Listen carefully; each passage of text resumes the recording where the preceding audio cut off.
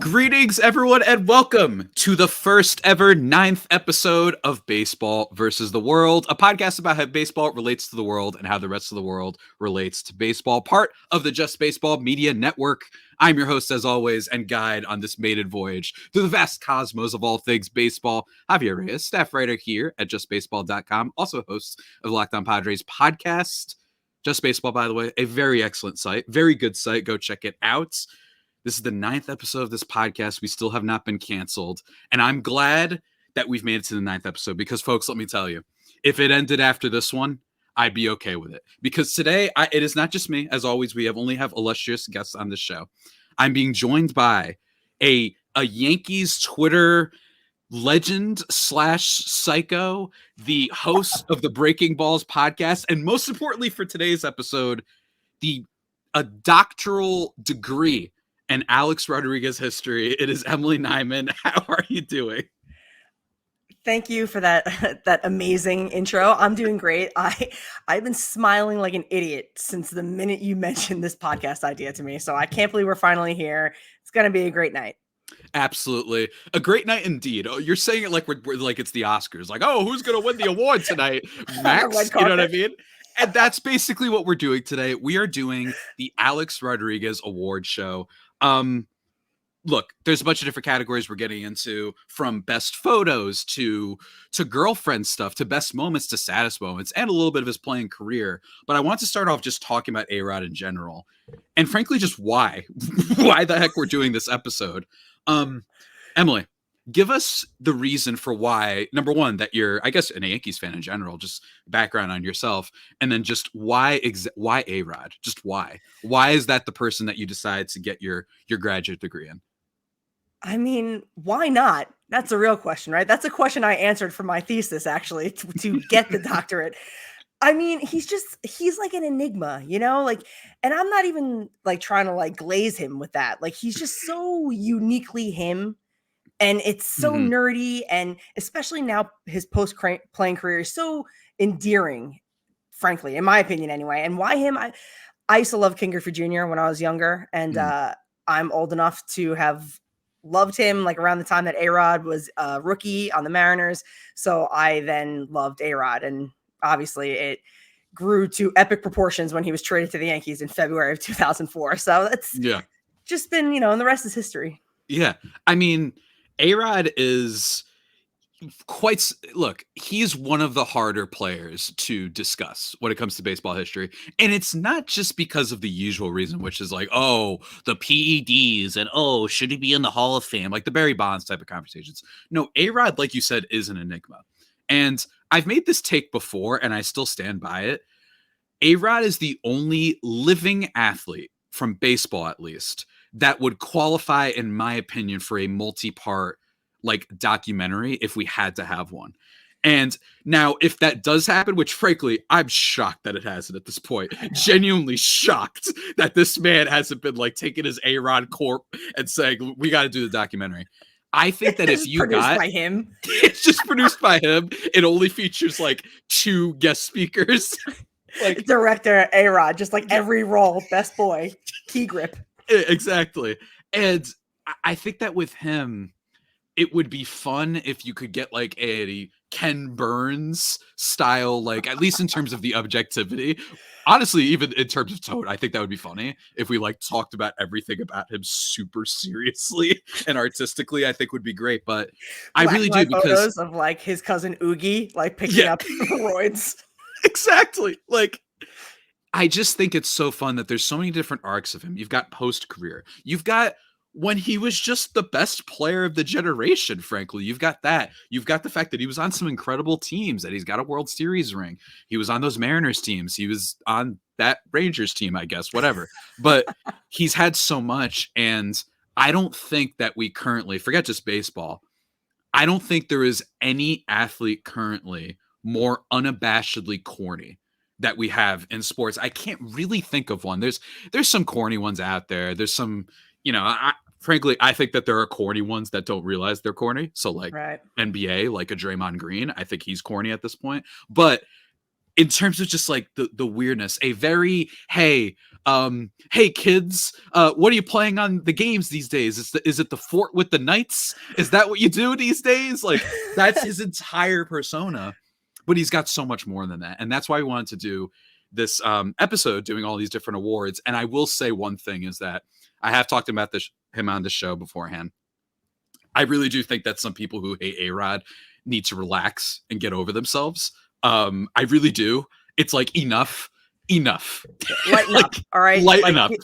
If you were to lighten up for a half hour and scroll through this man's Instagram page, you would realize, wow, I have been a complete bozo taking him as seriously as possible, which was his biggest mistake during his career, taking himself as seriously as possible. He learned from that mistake, and now we have this glorious version of A-Rod, and it's seemingly only getting better with age, like a fine wine. Yeah, exactly. And he's just killing it. Seriously, like one of the most public social media posters that I could think of when it comes to at least Instagram. Just amazing work by him. But I'm really excited for this. You know, he was like, the best way to try to revive my legacy is to be an open book of sorts. Yeah. You know, obviously this is all contrived social media posts, so I'm not acting like as if I am a fly on the wall in his house, though God, I would do anything to be that. But he is pretty open and does post a lot. Yeah, my enjoyment. He's so freaking funny, man. And I can't wait to get into this. And the thing about A-Rod also is that you have to take every single step and try and put yourself in the moment, especially that we're going to talk about here, right? Like, because the post-career stuff, like you said, it's very corny. It's very silly. It feels like he's like, let me just, by pure volume, let me just make people forget about all this stuff. And I honestly think he's done a good job. I really do. Clock game plan for him in his retirement. So I'm excited to talk about it. Emily, would you like to begin the awards?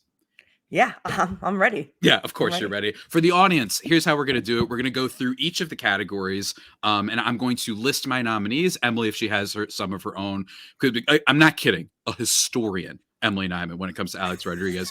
We'll both name our nominees, and then we'll decide on a winner of these awards for the millions of viewers at home and listeners. We're going to start, though, with the least quirky, the least ridiculous of topics, and that is the first award, best season of his career.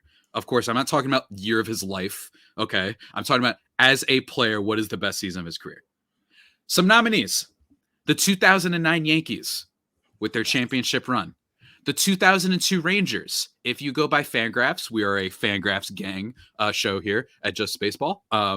If you go by Fangraphs, his top wins above replacement season, 2002 with the Rangers, 2003 with the Rangers when he won an MVP, 2000 Mariners when he had an incredible performance against your Yankees, still lost the series, but still was genuinely incredible and it's forgotten. And then the 1997 Mariners playing alongside some amazing players, including your boy Ken Griffey Jr. and possibly the modern Murderers Row greatest lineup we've ever seen. Emily, do you have any other further nominees? I'd like to add his 2005 season where he won his second MVP award. And I think, am I not allowed to give my personal opinion, or should I just give the nominees? Give the nominees and then you can go right into it. Give the nominees and go into it.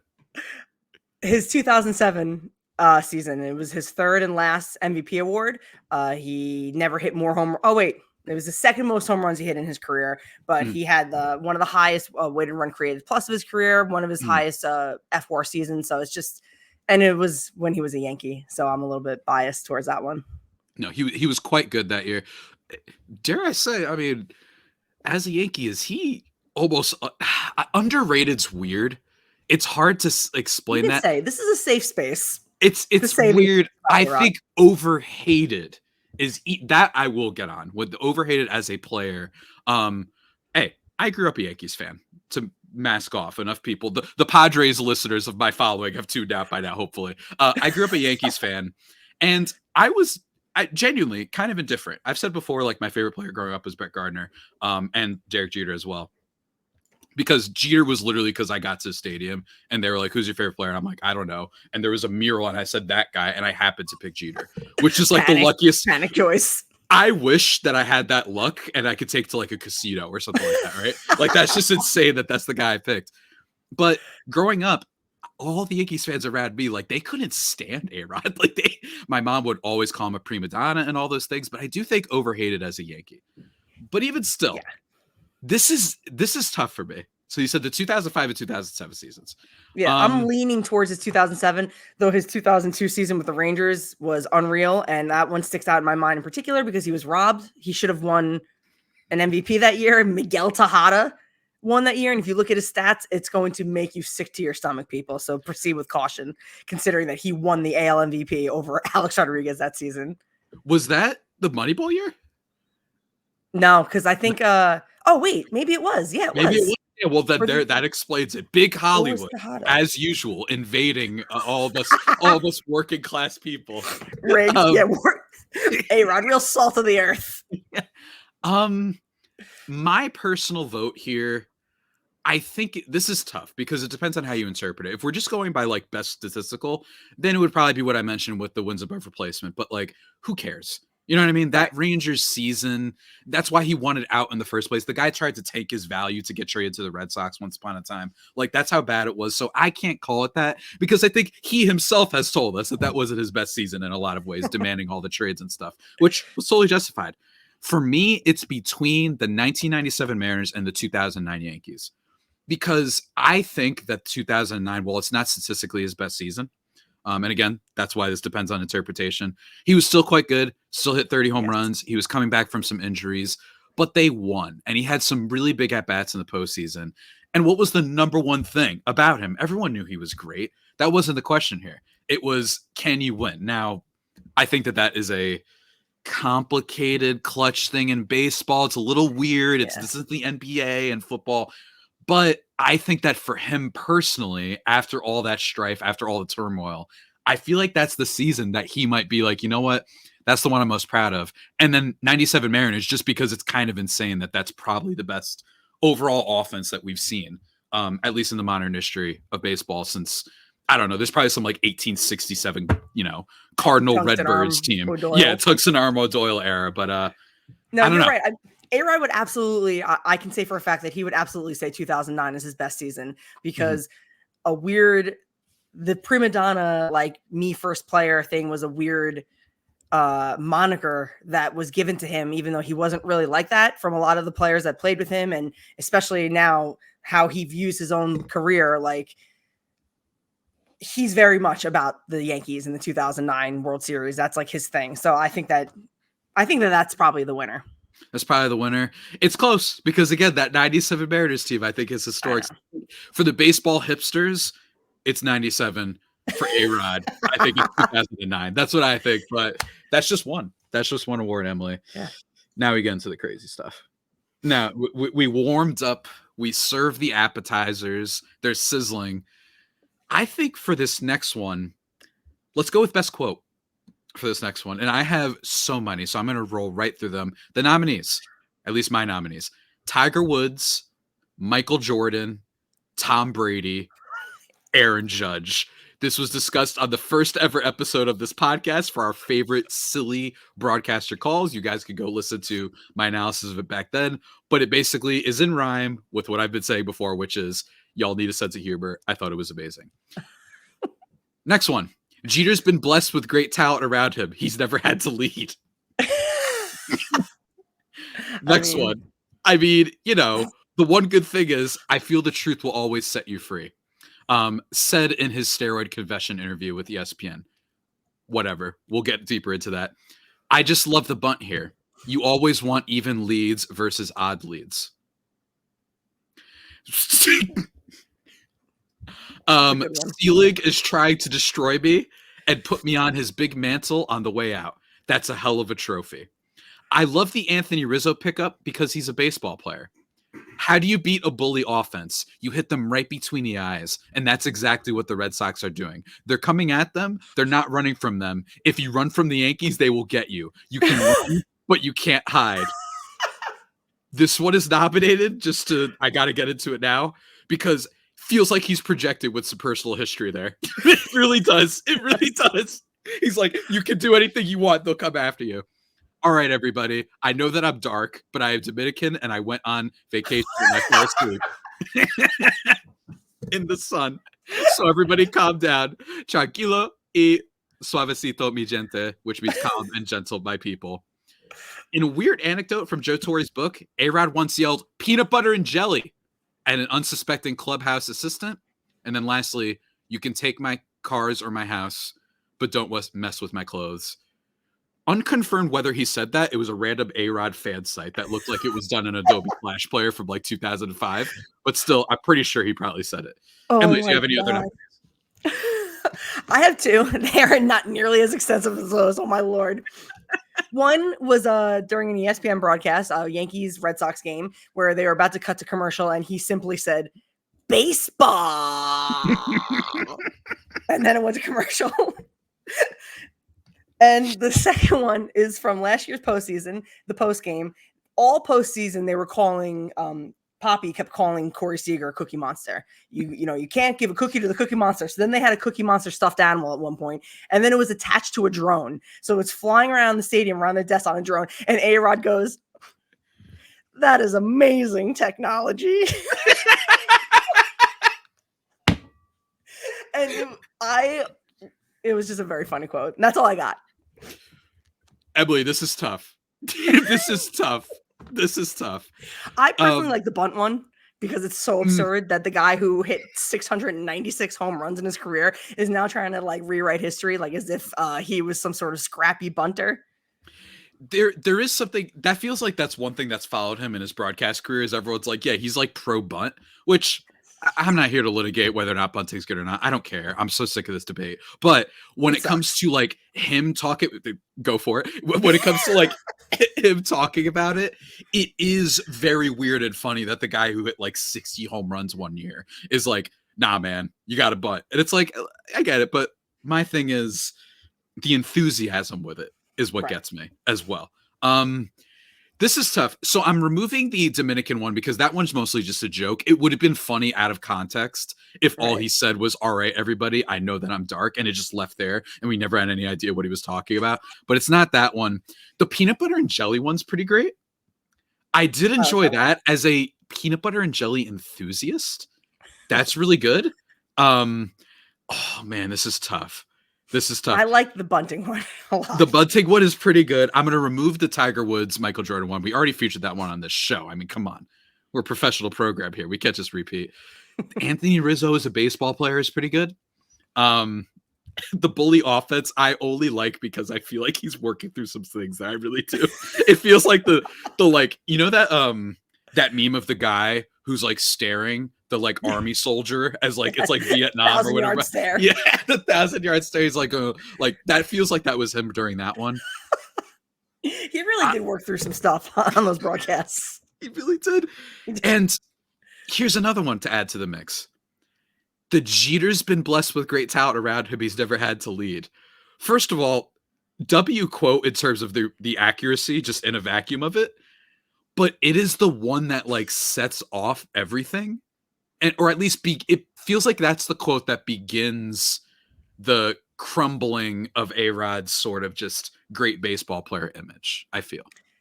Yeah, that was the beginning of the end for him, sadly, in terms of his image, without a doubt. I mean, and then the minute like going to Texas, signing that huge deal was the first, that was a blow. And then the Jeter comment, and then there was no turning back from there. He was then just bad guy.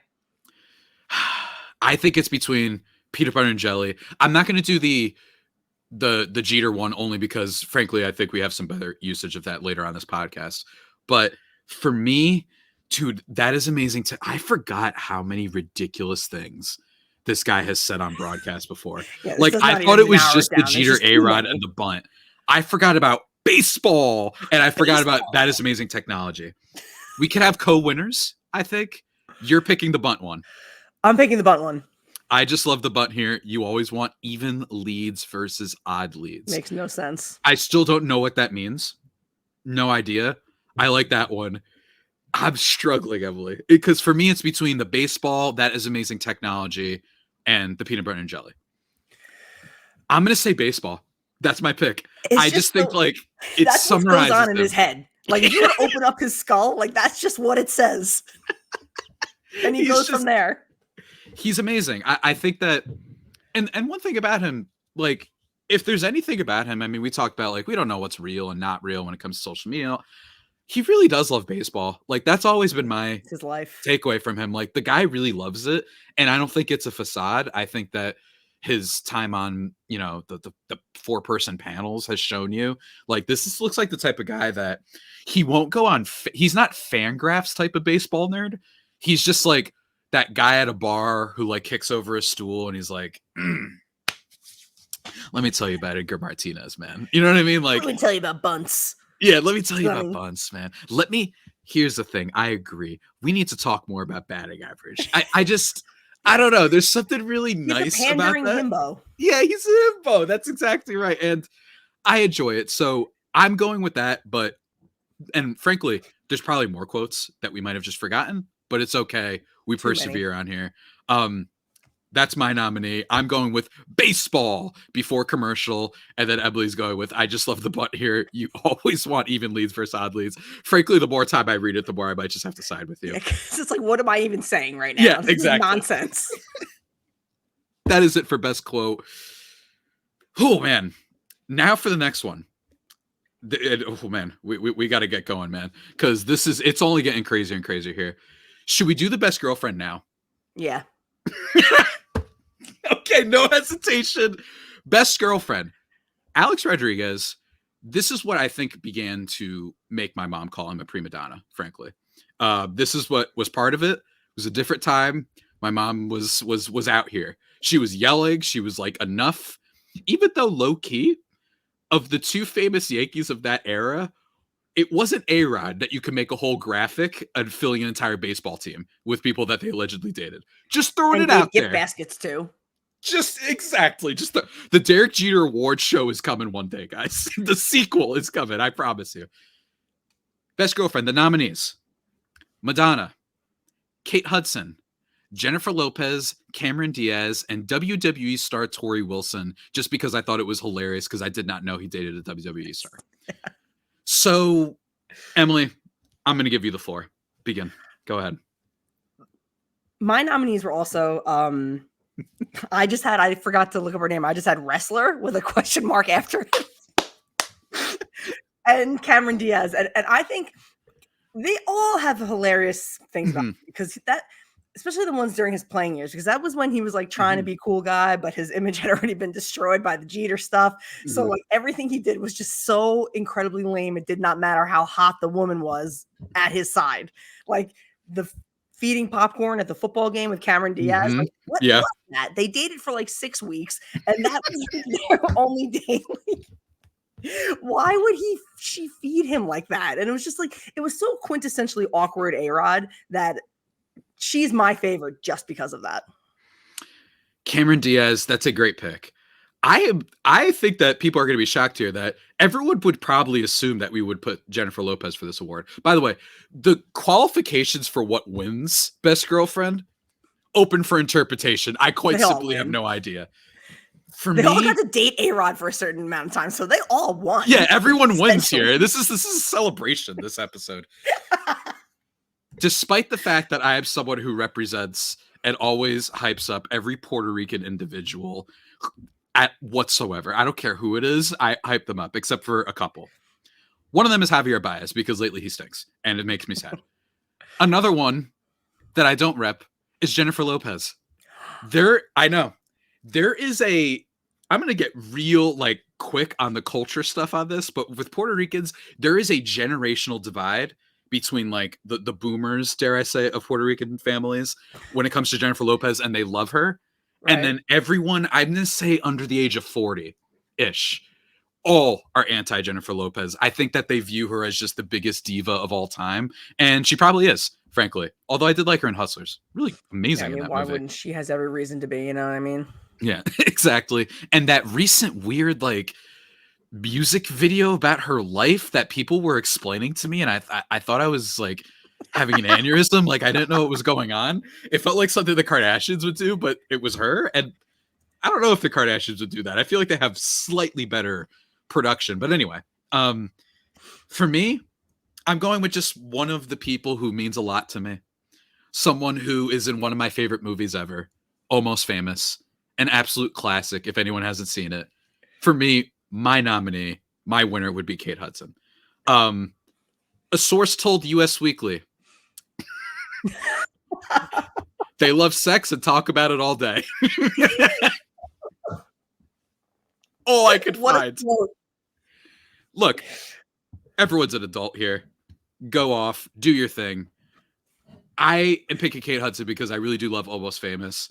It's one of my favorite movies. Also, really great at Glass Onion. It was great seeing her again after I hadn't seen her in like 15 years in a movie, pretty much. I recommend everyone check out that movie. But this is tough. This is tough to decide exactly which one because, again, we don't really have. And like you said, the Cameron Diaz thing, the photo is pretty great. It is. If someone was like, if someone came up to you and they were like, yo, so I want you to guess whose famous girlfriend was spotted, like feeding them popcorn at a game. Yeah, you'll never guess who this was. You'd be like, people right now, they might say like Travis Kelce, just because that's the most famous one. They'd probably say Tom Holland, maybe. I don't know. I feel like he's got a with him and Zendaya. I feel like everyone just loves them, right? But in terms of athletes, I can't think of anyone else. I feel like everyone would go, yeah, it's probably Arod, right? And in the most awkward pose ever, he's like, she's like trying to feed him. It's just horrible. Yeah, just immaculate stuff from him, really. When you think about it, like really just well done work. I'm going to go with Kate Hudson because it was slightly longer. And I think the US Weekly quote is hilarious, especially considering that, like, I feel like baseball and like pro sports leagues don't love it when things like that are necessarily coming out because they have this image. It's like, hey, we could still rep all these bad brands and bad people, but don't you dare talk about that stuff. That's the vibe. I'm going Kate Hudson, but the Cameron Diaz thing, I don't know. Well, you just brought up a good point, and I'm going to go with Kate Hudson too, because you're right. The leagues do hate that kind of thing. The teams do. And you know that was him or someone from his camp that released they were the source on that. That is the idea of the thing for someone to say, and it would be him, because Arod is like as if picture like an alien trying to be human. That's Arod. So he'd be like, sources say they are both love of the sex, and they talk about it. That is like something a 12-year-old would say. We've got that, and then we've got gift baskets for Jeter. Just, man, these my God, I wish I was good at sports, you know? Like, I know, seriously. Seriously. That is our winner, Kate Hudson. Shouts to you. I'm sure this is the biggest honor of your career for sure. Yeah, definitely not the movie career and all that stuff for sure. I'm of course kidding. Everyone go see Almost Famous if you want to be transformed. Next category. This is okay. So we've done best quote, best girlfriend, and best season. I think for this next one, since we were just talking about the Cameron Diaz thing, let's go with best photo with our next one. And there's a lot. Again, I've been looking all week, but I will say this guy has like 87 bajillion Instagram posts. So like, it's actually kind of hard to go through all of it. And it's also kind of hard to go through all the photos we knew about before because there's a lot. Like I said, this man has 2,000 something posts on Instagram. I'm going to name some photos though. I have them. All right. Here's some of my nominees to start off. This is probably the most famous one. So I'll start off with this one. Him contemplating something. Don't know what. For those who don't remember, anyone who's watching the video, he just goes like this. And it was memed into oblivion. Shooting hoops in his backyard. Says he can't eat lunch until he makes one, and caption, my mission to get better at basketball continues. Another one, which is just a little heartwarming, him saying, hey, parents, 95% of kids quit their sport on their ride home with their parents. Cheer them up a little bit. Ask them about the experience. Don't ask them about result. I just want to include some heart. I want to include one thing that's wholesome. You know what I mean? I think that's fair. Kissing himself in a mirror for Details magazine. We'll get into that. Him jumping into the ocean with Matthew McConaughey's voiceover of "That's why you gotta keep living, man." LIVIN as he jumps into the ocean. Cameron Diaz, as we discussed before, feeding him popcorn at one of the football games. The shirtless shortstops photo, which includes Derek Jeter as well. Of course, that's a big history there. This one I just found very funny. Tonight's starting pitcher. ... Mickey Mouse with a laughing emoji. And then lastly, him just with an iPad, just sitting on a chair saying poolside office. What can I say? A lot of Arod's posts, this man loves the selfie with the sunglasses more than anyone on this planet. It's kind of like, you get those like the like MAGA like Trump fan things, and they have that meme about how they all are like looking at their phone or whatever. If there was like a Arod genre of that, it would be him with the selfie going like with the sunglasses or whatever. Those are my nominees. Emily, what do you got? Okay, so I have this one is it says Friday Night Chill, and it's just a picture of like the room with his 3 MVP awards and 3 unopened bottles of Presidente beer. Friday Night Chill. Okay. That's good.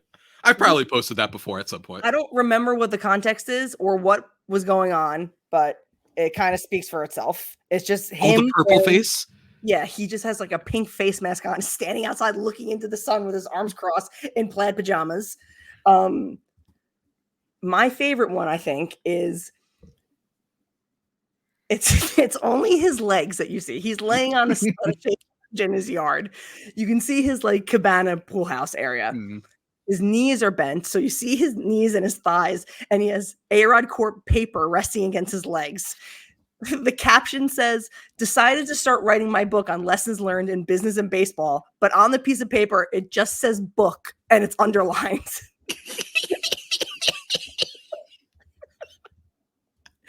And another one was he was doing yoga poses with a yoga person, and this has the caption, what am I doing? And it has him sitting on top of someone's legs. Video. And there was a series from that yoga shoot. And this one of him contemplating life in a bathtub. Oh, the bathtub one's good. I should have included that one. I should have included the bathtub. Just looking out the window into his backyard, but you see his reflection of his face. Yeah, exactly. Because the sun. He thought he was so cool taking that photo. Like, his daughter was probably like, "Dad, are you sure about this one?" Like, you know what I mean? Like, you're just looking at yourself. And it's also funny because usually people who are doing that, it's like over a lake or like in a cabin, and it's like a vast thing. And for him, it's just a little window. And like his window looks dirty. It's like, bro, you're a millionaire. Yeah, like, you couldn't have someone squeegee that before you did this shoot. Emily, this is easily the most contentious category yet. There's so many. This is really hard. Very tough category. I think let's start by process of elimination. So for me, I'm going to eliminate the wholesome one because that's not what we do out here. Shooting hoops in the backyard, which I love, but maybe some recency bias on our part. That one was. And he's got a lot recently. Of those, to be honest, too. He's got a lot of them. This is a series of him trying to learn to play basketball better.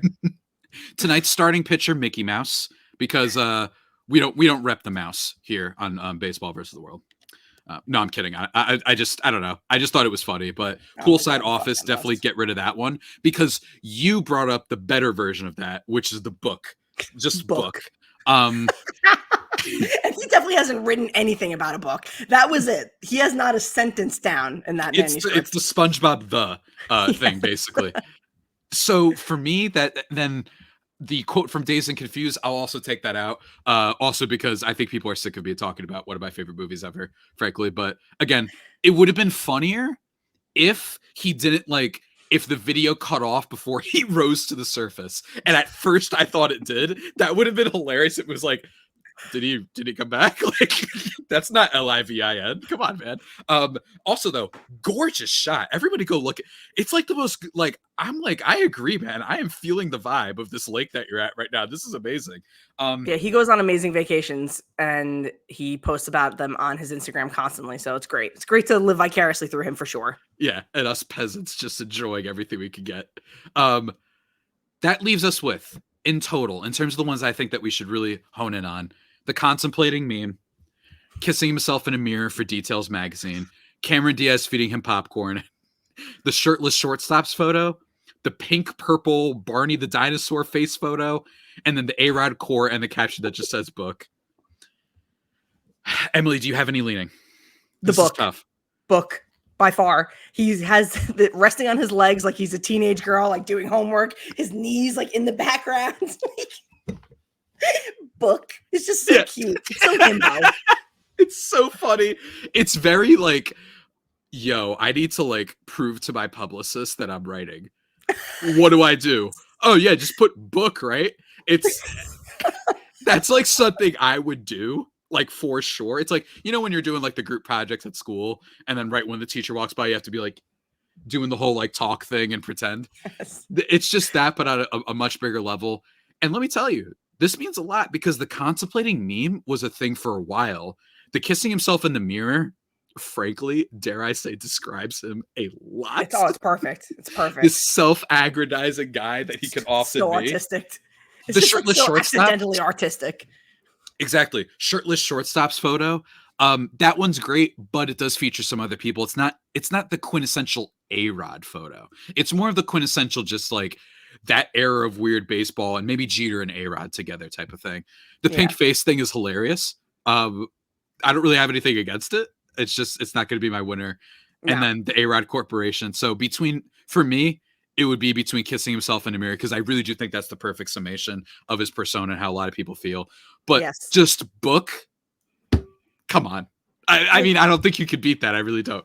The idea of him being like, girls, Daddy's going into the backyard for a few to write his book. And he just has book written down.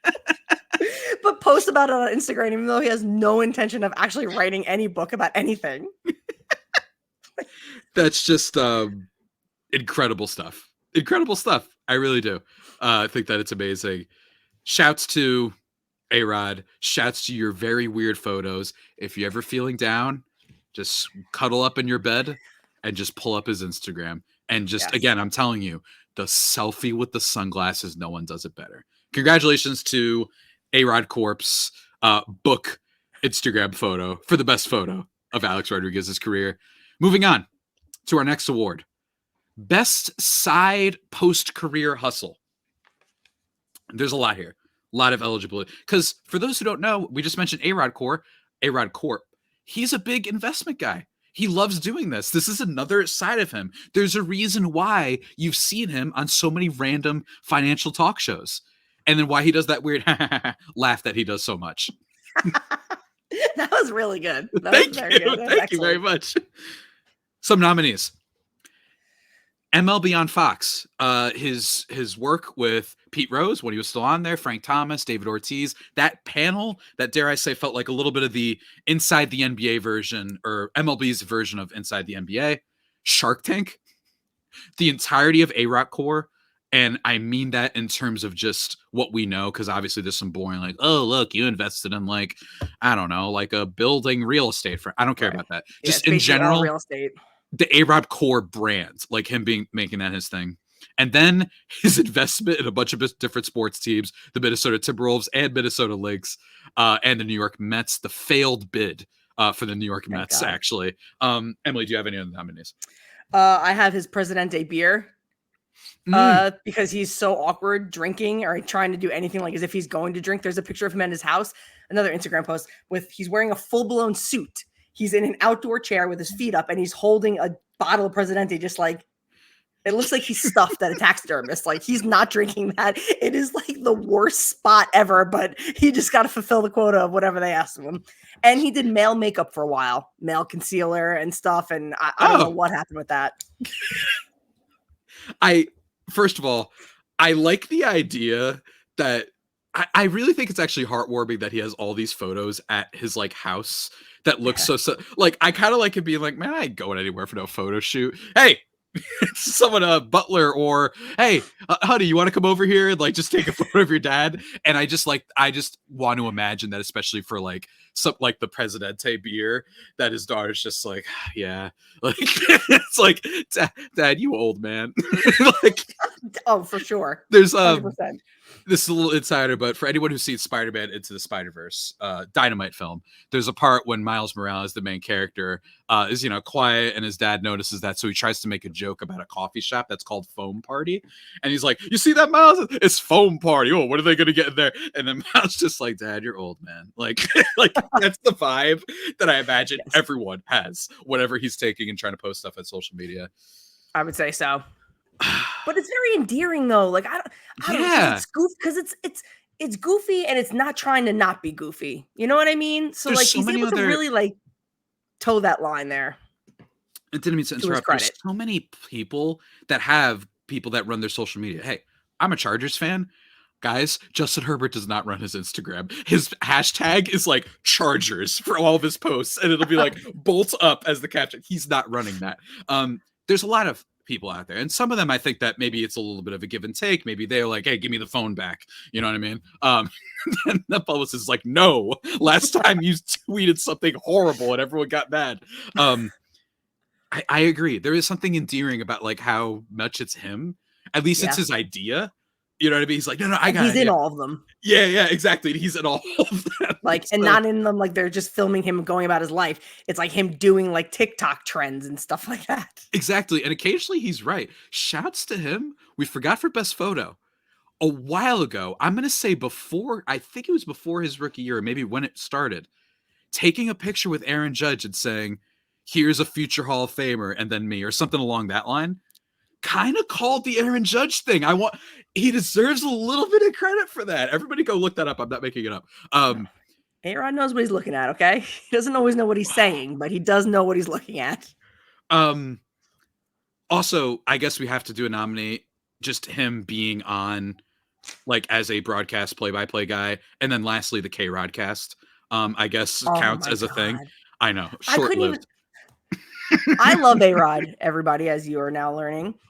I couldn't, but because I love Arod, I'm very protective of him in many respects. I'm not as defensive as I used to be, but I couldn't watch a minute of the K-Rod cast because I'm so defensive of him. I'm like, I would be too scared and I'd be like too nervous about him that he's going to say something stupid. He's going to do something dumb. And then I'm going to have to see everyone talking about it online. Like, I'd rather just see the timeline when it happens. Like, I don't need to see it happen live because it's just too stressful. I imagine. Here's who I'm boiling it down to. Okay. Presidente Beer, MLB on Fox, and actually just those two. Oh, well, Minnesota Timberwolves is close. Just because they're somewhat relevant right now. Yeah. So I want to like give them credit for that. You might And have the Al Gaib and Anthony Edwards on your team, so that's kind of cool. And like, especially since he was public enemy number one in Minnesota because of the Yankees and the Twins situation. So now the building is right across the street where the Timberwolves play from Target Field. So now he's being cheered in places like Minnesota and the city where he was once hated like a year ago. So it's a nice come up story for Arod, his ownership of the Timberwolves. It's between that MLB on Fox and the Presidente Beer. I would think Shark Tank would be a nominee, but I feel like we didn't have like a moment. He was just there, which, by the way, kudos to him for like not managing to somehow become a meme. But that's the thing is I feel like everyone would have been like the sickos like you and I would have been. We were waiting. We were like, oh man, he's going to be on Shark Tank. He's going to have a funny moment. He's going to say something that, and I haven't seen anything. I didn't see anything. I was like, okay, you just appeared. So nothing for Shark Tank. I think the correct answer is MLB on Fox. Yes, totally agree. I think that starts off everything. I really do. As much as I love the Presidente Beer and all of the very weird posts that you mentioned, I think that might be something that fits more for best photo, maybe. That's true.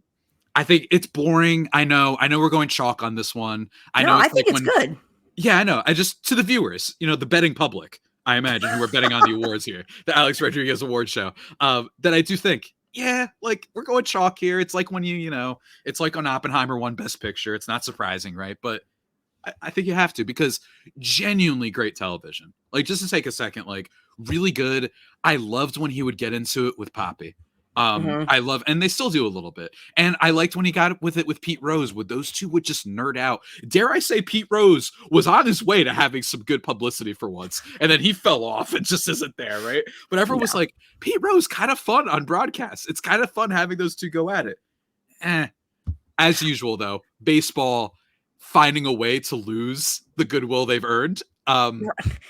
But And still. I mean, he has, if we're talking about like his memes, obviously his Instagram is great, but a lot of them come from those broadcasts, like the pre and the post game. Like that is definitely some of his best work because he was okay during as a broadcaster, but it was just too long for him to be on the mic.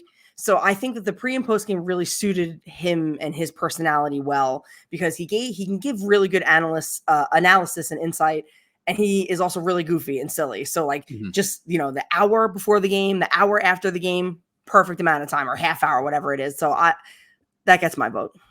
Yeah. Hey, my guess when I brought up the Arod Judge Tom Brady thing was like, that's ridiculous. But hey, I mean, is he wrong? Like, stop it. He called this man a goat. Just that, and everyone was like, whoa. I think that and then it's like, this was wait, really the beginning, though. This was the beginning of like, Arod is like kind of fun. And it became a thing. It became like he's going around and he's starting to be featured on things. Was it a little bit of, speaking of Oppenheimer, like the, oh my God, what have we done? Because then he did the play-by-play, then he did all that everywhere. Stuff. Then we did K-Rod, then he was everywhere again. Then he was asking J-Lo to marry him. Yeah, exactly. Like it might have been the thing that broke through everything. But just in terms of like best side, I mean, that's kind of it because I think that begun his second career because he was good at it. And frankly, still good at it. I don't think he's good as a play-by-play guy. But in the studio, and just like trading jabs and everything with everybody, I really think that was the best. So we did go chalk, but nonetheless, we did go correct chalk at least. Next one, we've got 3 categories left. And dare I say, outside, I mean, the photo one was hard, but we've got for next one, best beef. Because, oh boy, we've got a bunch. Emily, my nominees, Derek Jeter, obviously. Jason Varitek, the entire Yankees fan base. That one Blue Jays guy that I forgot to look up, bad podcasting, bad hosting on my part, that he like yelled at and made drop the ball. Oh yeah. Jose Canseco and headcanon, not confirmed or anything like that. Ben Affleck because of the J-Lo thing. Those are my nominees. Do you have any of your own? Yeah, I have the Yankees. He sued them. Okay. I have Major League Baseball and all of his suspension in particular, that moment in time. The Major League Players Association, he also sued them. And Tony Bosch, his former fake doctor, who then basically ratted him out to everybody.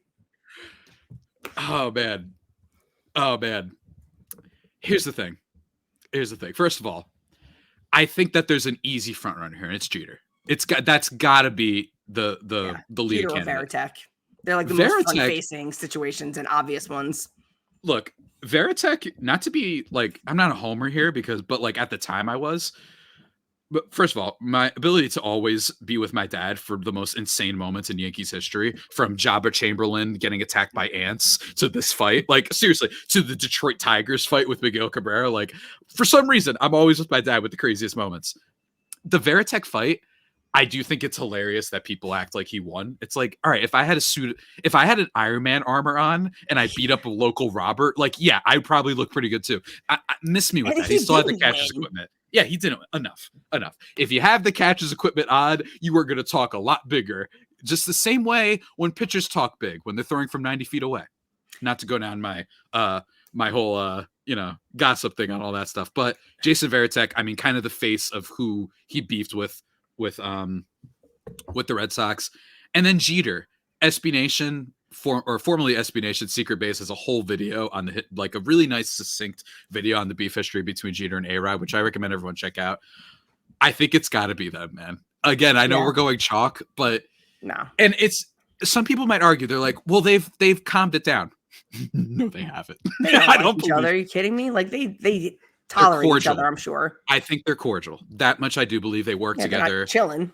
Like, they're not chilling, though. And they've both been kind of honest about that, especially A-Rod. Too honest at sometimes, honestly. That got into some trouble. But the looking at him weird after they dropped the infield fly ball, the The quote we mentioned earlier about how he never had to lead, which again, technically correct, but also messed up to say about someone that's your friend I to the know. public media.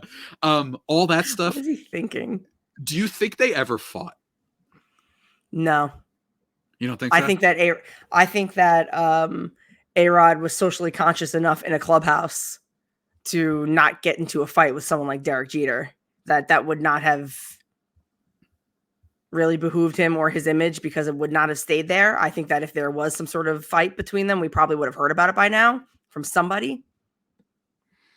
I think so too. And Jeter doesn't strike me as a fight. Both of them, not really, honestly. To be quite honest with you, Jeter, do you know how many Red Sox? Now, if this was Posada or someone else from those Yankees teams, a Johnny Damon, a CC Sabathia, or then I might believe it a little bit more. But I bet you they yelled. I bet you they got, but like a physical altercation in a clubhouse, that seems a little bit too juicy. You know what I mean? And I just feel like maybe there was a shove, but like a fight that they had to be separated.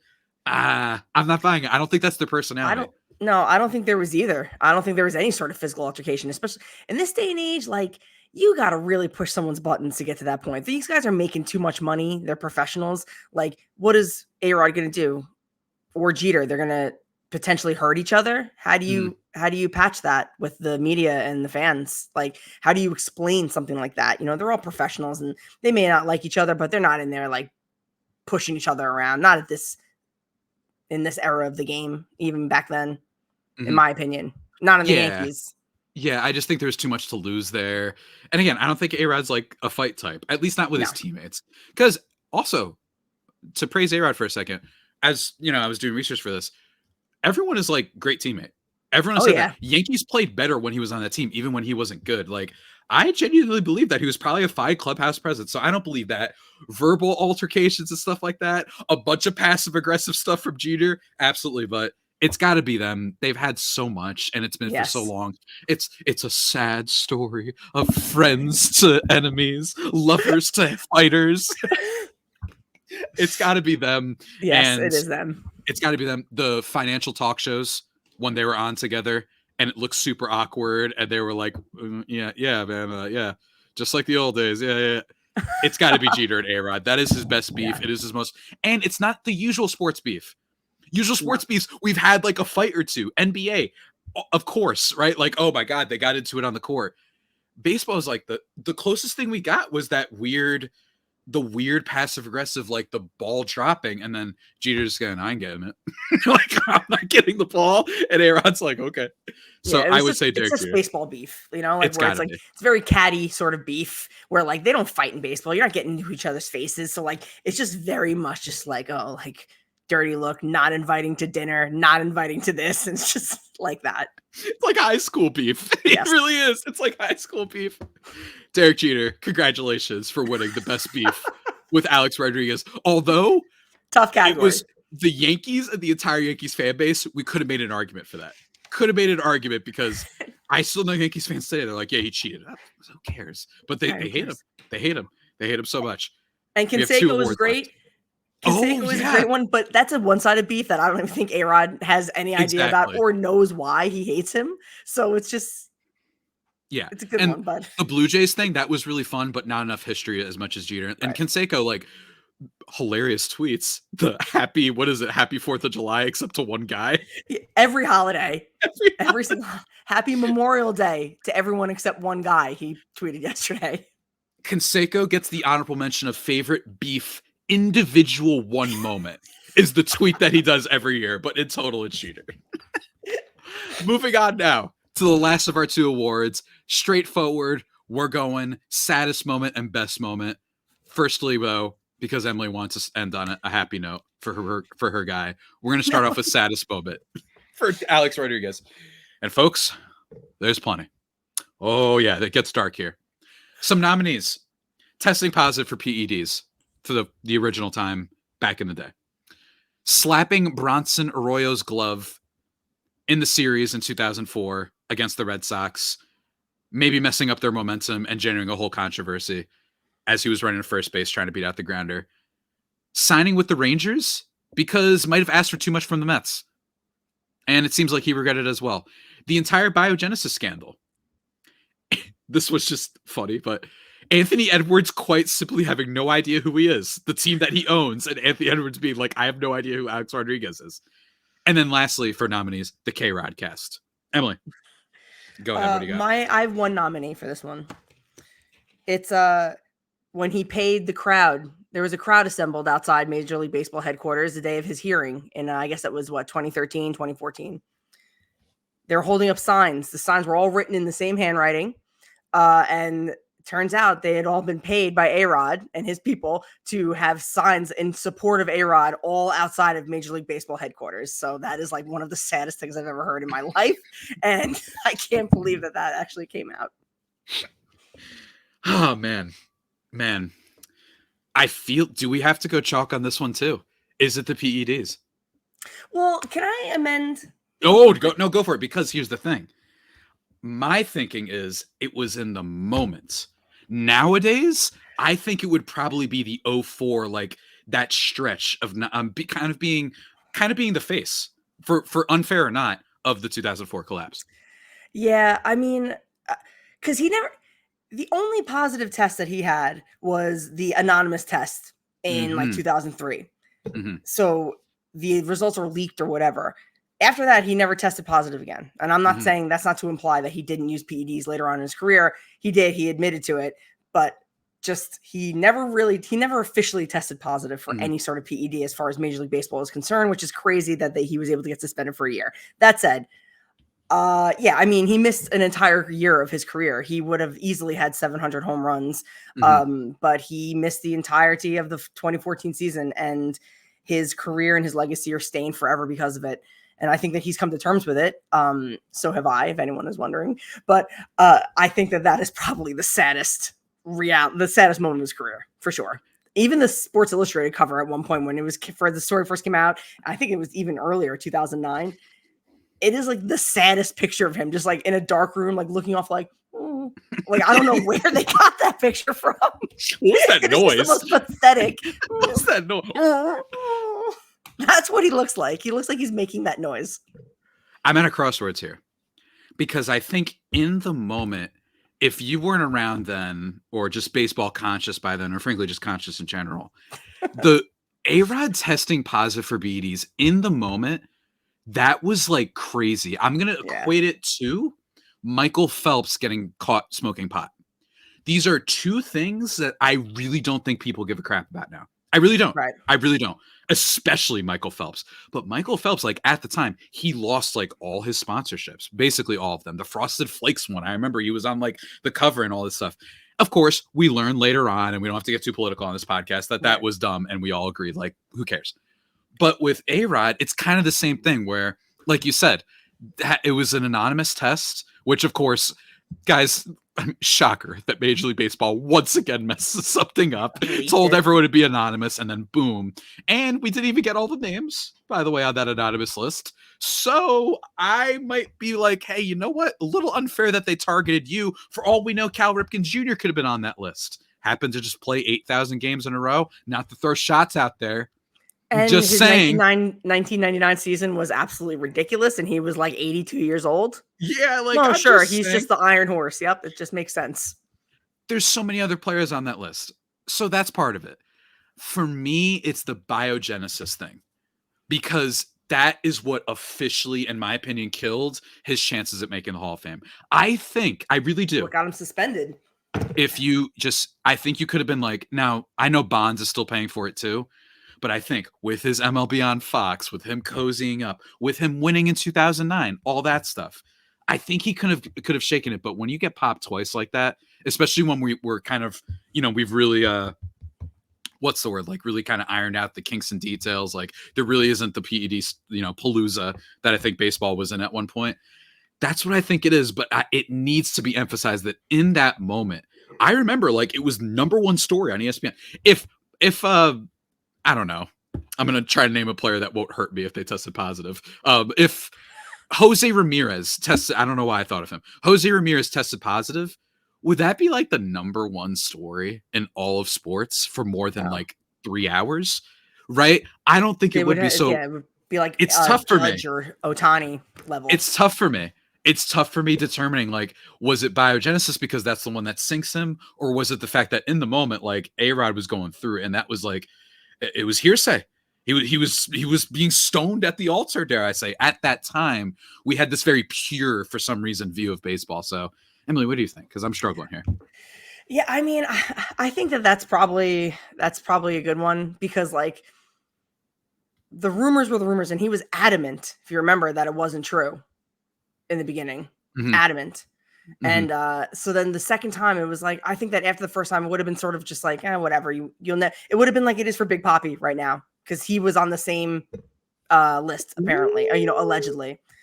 So Big Papi just kind of went about his thing and never got caught. Notice I'm saying he never got caught. Not that he never used PEDs again, because I'm not convinced that that's the case.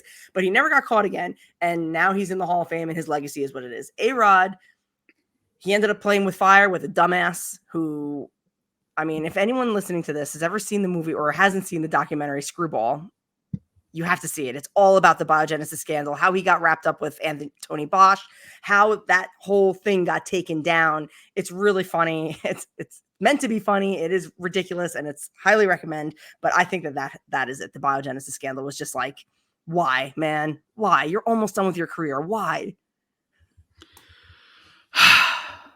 Yeah, I think it sinks him, because I think that if we're doing this award show in the year of 2024, if you were around then, like I said, make the Michael Phelps comparison, it was a big deal, but that sinks him. I think that he might, like, good PR his way, similar to like what you just mentioned. I'm really happy you brought up David Ortiz. Kind of good PR your way into like, we like this guy. Screw, let him in the Hall of Fame. He's like the best shortstop ever. What? Who cares? You know what I mean? Himbo. Yeah, look at this guy. Look at his little Presidente beer. Oh, look at this silly guy writing books. Get in here. Yeah, I think he makes it. Shouts to the K-Rod cast though. Just wow, not good. And peak some drunk corporate executive being like, yo man, the Manning cast work. What do we get? Arod and Michael K, man. How about that? Call it K-Rod. And then he woke up in the morning like, wait, you guys greenlit that? I will tell you though, maybe like 10 years ago, might have went pretty hard. I think those guys were a little bit more renowned, relevant, maybe, than they are now, but I don't know. It's hard to say. Baseball's tough to do that with, because it doesn't have as much action as football, where like and also the Manning brothers are just naturally like charismatic, and not in a broadcaster way, like it seems very genuine. Like it's just the K-Rod cast trying to like emulate the Manning cast. It's like, okay, well, they're brothers, first of all.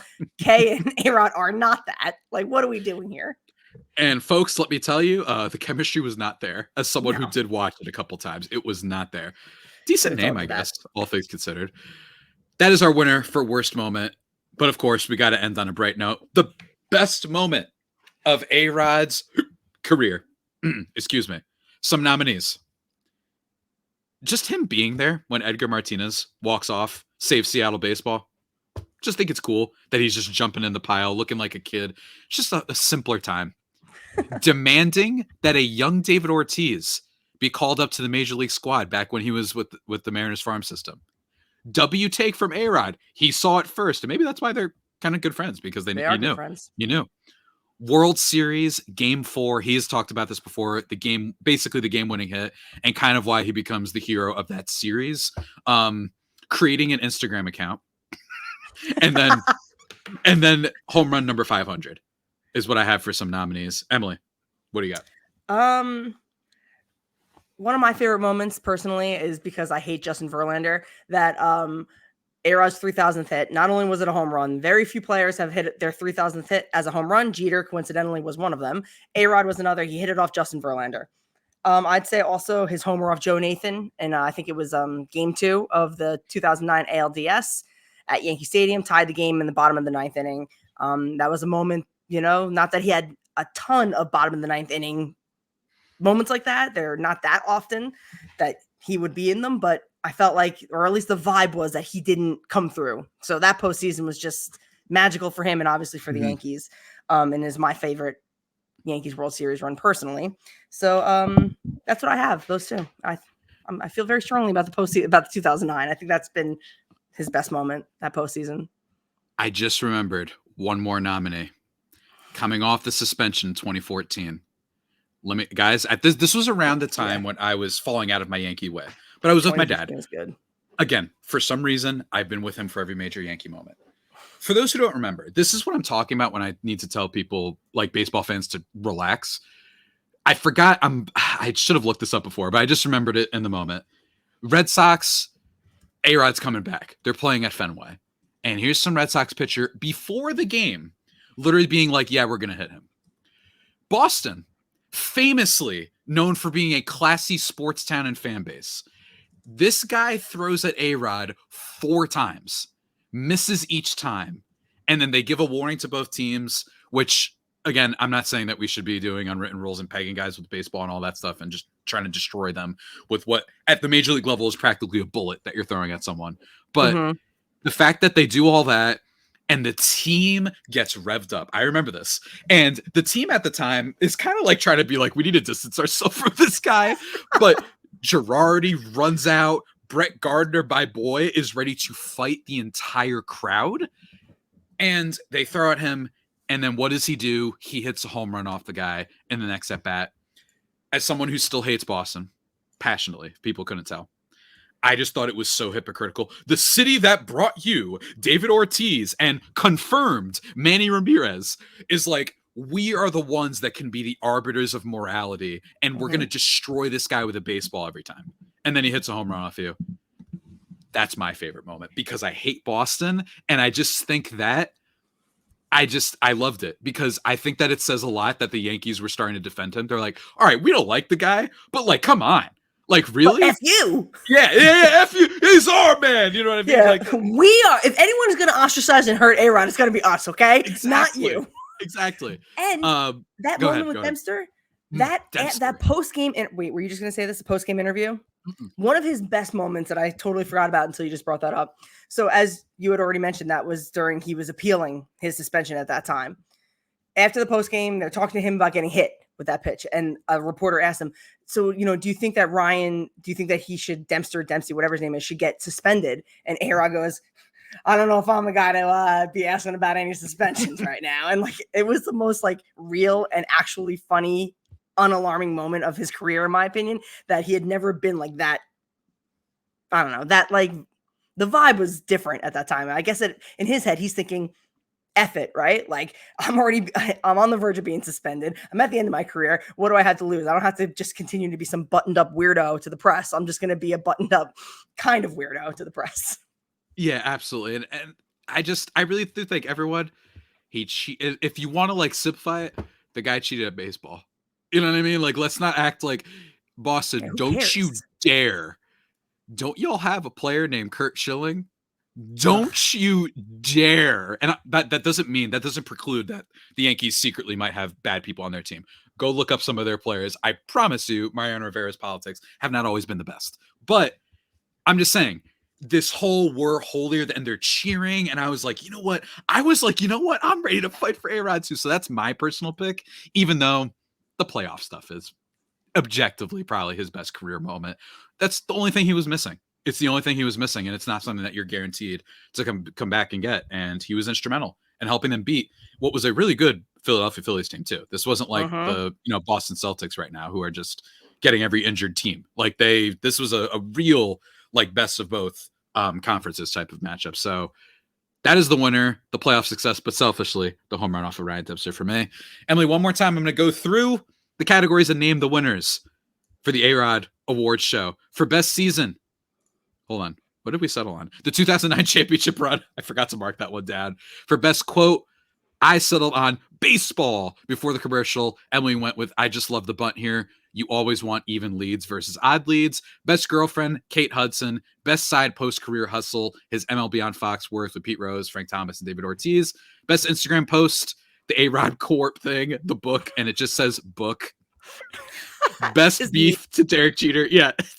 Best beef to Derek Jeter. Saddest moment, the biogenesis scandal getting suspended for a year.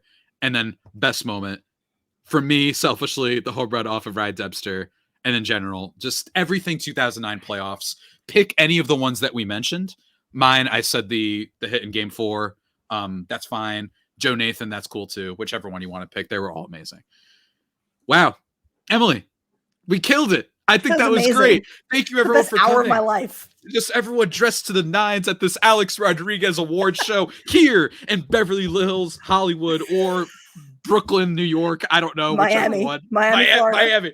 Miami's actually better. That would be where he'd host it. But folks, we're not done. That was just the main topic of the show. We got to conclude with this week's award. What do I usually call it? Award of the week? I think it's just award of the week. This week, we're bringing back the old favorite because it's been killing it lately because people have had some bad takes in sports land across every sport. But baseball, my nominee for the Keith Olbermann Award for most nuclear level bad take that you need to discuss it further and make fun of it. It is not me. Well, oh God, Freudian slip there. Michael Wilbon on Part of the Interruption, his rant on exit velocity. Basically saying it's junk and how it's ruined sports watching for him. Here's the thing. Could be right message, wrong messenger. I do agree. Sometimes I watch these broadcasts. I'm like, bro, why are you telling me about win probability? I have eyes. Yeah, it's 7-2. You know what I mean? Like, yeah, it's probably 80% win. I don't need that. I don't need the ex-Wobicon. You know what? I empathize with Blake Snell last year on the broadcast with the Padres being like, why plus? For WRC plus, I get it. But Mike Wilbon is a person who thinks that wins are what should be judging Cy Youngs. This is a person who still, and he cites batting average. In his rant says, well, does that make him a better hitter than Tony Gwynn? So let me get this straight. To prove your point that you don't like advanced numbers and that O'Neill Cruz breaking the average, the exit velo record or whatever, to prove your point is to say, yeah, well, he's not better than one of the best hitters ever. What? It's like, hey, that firefighter that saved the kid yesterday, well, you know what? He's not better than Iron Man. It's like, yeah, okay. No, duh. You know what I mean? Like, absolutely ridiculous. And Mike Wilbon has been essentially not working or learning anything about sports for the past 15, 20 years. I'm going to say, let's say 10, be conservative about it. Has no interest, no curiosity in learning about sports, no curiosity in learning about baseball. I think that mainstream pundits really show their ass a lot. And there's a lot of reasons for this. They don't have to pay attention to baseball. It's not as relevant, blah, blah, blah, blah, blah. But it's just bad. It's a bad look. I don't know why every time they talk about baseball, it just has to be making fun of people who actually still work and still trying to find data to explain why a player is good. There can be some ridiculous stats. Show some curiosity. Shouts to Tony Kornheiser, who then on that show also didn't like the exit velo thing, but he was like, hey. And then he brought up some numbers and he was like, I actually like this thing. I like this thing. So he tried. That's all we're asking for. And Mike Wilbon also likes to make fun of the younger generation for not working hard enough. So, okay. Anyway, that is my nominee for the week. Emily, what do you got for worst take of the week? It's basically like a different side of that same coin. Mike Mad Dog Russo, who is just constantly bemoaning about everything that has to do with anything new in sports.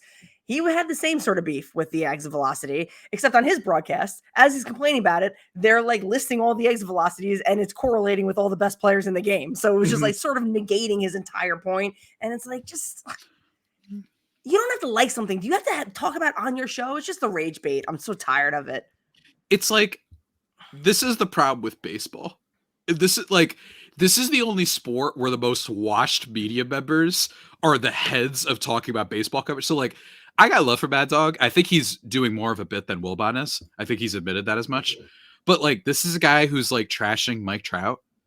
This is a guy who said, what is this, the atomic bomb? When talking about Shohei Ohtani. Mm-hmm. My guy. Yeah. My guy. Tough. What the F? What the fuck are you doing? Like, what are we doing here? Like, this is the guy who's hosting the show on MLB Network. Not a random podcast on like Tubu TV, 3VT, whatever. Like, no offense to people who do, right? No offense. I'm just saying, like, this is the main on Tubu TV. Yeah. This is the main channel for baseball.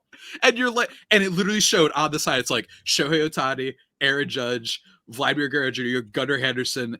I think there was only one player that wasn't bad, but he just wasn't the best. Right. But it's like, come on, guys, be curious, learn a little bit more about baseball statistics, just a little bit. Hard hit data and average exit velocity, really solid. It won't lead you astray. Guess what? Hitting ball harder is usually good. Yeah, it's just information. No one has. Not always. Why hasn't There's been no parades and riots over pitch velocity that's been on the score bug for 25 years. It's the same thing. It's just for hitting. It Hitting is. the ball hard is something that makes sense. Now all of a Guess sudden, what? it doesn't make sense because now you know how hard they're hitting it. Come on. It's like, hey, Turn look. your brains on. And also, no, it's not at all see all. Luis Ariz hits the ball like 45 miles an hour, but he gets hits. Again, stats don't tell you everything, but it's just helpful. And my thing is, guess what? The harder ball gets hit, harder for defense to get to it. That's why it's good.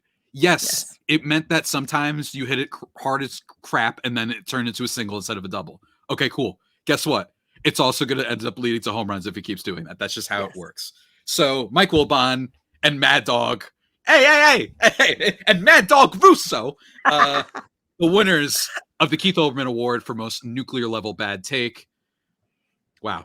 Emily, this perhaps one of my favorite episodes I've done. This was a blast. The Arod Award show. We might have to continue it. I mentioned it earlier. Maybe we have to do the Jeter Award show. We really might have to. Not nearly as every cringe member and weird. I'll do every member of the 2009 Yankees. So help me God. You got to give one to, like, was Wilson Bennett on that team? I don't know. I might be digging too far. Melky Cabrera, the Milkman delivers, all that stuff. Maybe in a future episode. Of course, you're welcome back. But tell the good people what you got going on if you want anything to plug. You can just find me on Twitter at mshedoesit. I do have a podcast that I do sporadically. I'm trying to do an episode this week, hopefully. It's called Breaking Balls. You can find us on any podcast platform, Breaking Balls with Emily Nyman. And you can also find us on Twitter at BreakBallsPod. And I want to thank you for having me on, Javi. This is amazing and hilarious. It was as funny as I thought it would be. Seriously, like, that's what we like to hear for a long time. That's what we like to hear on this show. Everybody go follow Emily on Twitter, especially if you like Yankees absurdity and madness. I promise you she has that in Aces and also some A-Rod love, of course. Of course, everybody check out myself on Twitter at Javipeno, Javiipeno, and follow the show account at Baseball vs. World on Twitter. And also go check it out on Instagram where we've been posting some graphics, trying to just give you guys some recaps of previous episodes. Last week's best baseball movie scenes. Before that was, I forgot. Oh God. What was it? Scott Boras power rankings. Go check out all that stuff. And next time, I don't know what we're doing on the next episode just yet. It depends on which guest freaking responds to me, frankly. Be like Emily and actually respond to me, people. Yeah. Be kind. Be considerate out there. But of course, as always, guys, you've been listening to Baseball versus the World, the podcast about how baseball relates to the rest of the world and how the rest of the world relates to baseball. Until next time, stay golden and stay happy and love baseball.